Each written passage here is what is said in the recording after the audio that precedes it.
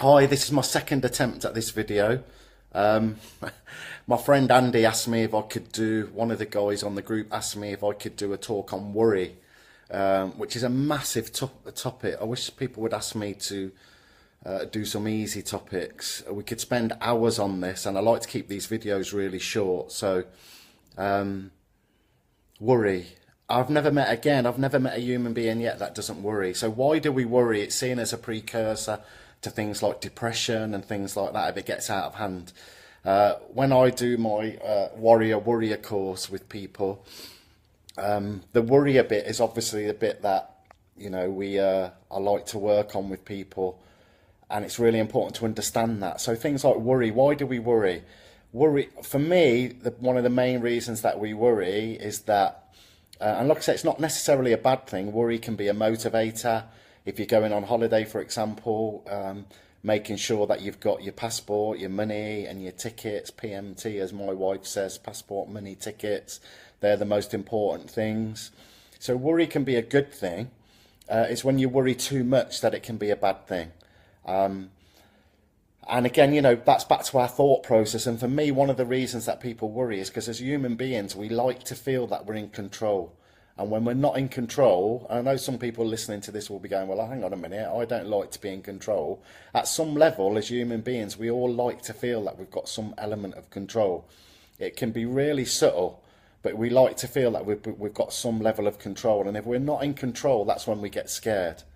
The problem with worrying is sometimes you're going into a situation and you might be in control, you might have some level of control, but then you start thinking, we're so scared of being out of control that we start thinking, what if this happens, and what if that happens, and what if they say this, then I'll do this and I'll do that.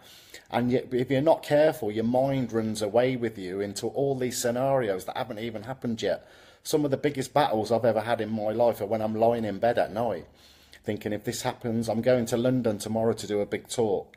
And sometimes I always find them, sometimes I find, I can find myself on the way down on the train starting to worry, what if this happens? What if I get someone in the crowd who's a pain in the backside? It very rarely happens. But part of the way I work on this is catching my thought process and realising that if you look at, we've got two minds. And I've spoken about this before and gone into a bit more depth in it.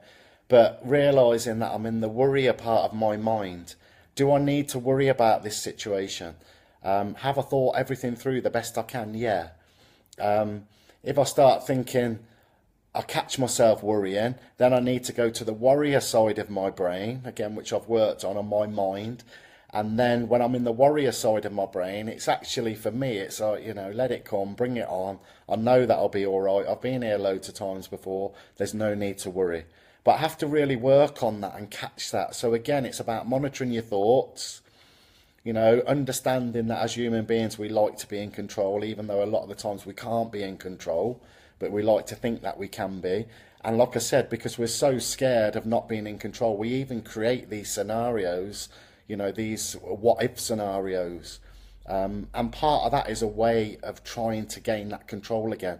So I'm in this situation, I know what's going to happen, I feel like I've got some control, but what if this happens, what if that happens? So it's our own way of trying to protect ourselves. I always say to people when I'm working with people, not always, but I've said this a lot of times to people, what's the payoff for thinking like this?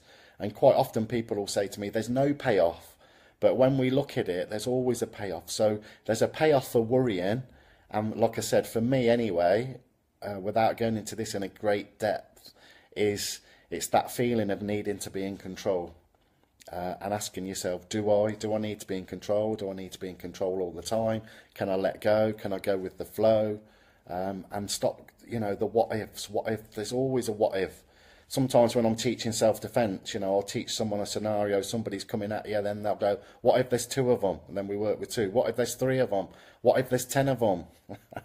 And it just goes on and on and on. The what ifs never end, and at some point we've got to cut those what ifs off and be in the warrior part of our personality rather than the worrier part of our personality. I hope that helps, Andy. Like with all of these things, it's continuously working on it and working on the thought processes. Hopefully, like I said, hopefully that helps. Thanks for listening. Thanks for all your comments. And I'll speak to you later in the week. Like I say, I'm in London tomorrow doing a course, so I'll be back later in the week. Enjoy the rest of your week. Thank you.